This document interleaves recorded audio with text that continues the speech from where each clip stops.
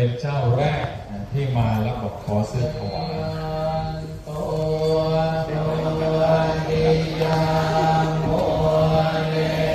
สักยานันเทวะธนุเอวังตวังอิชโยอิชยันสุชยมังทะเลอัปปะชิตวันนังเกสีเสปัทวิปุทะเลอภิเศษเกสะภะโวทานันอาภะปะ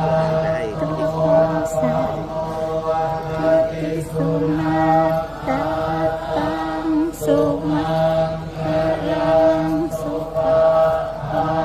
ตังสุโหติตังสุขโน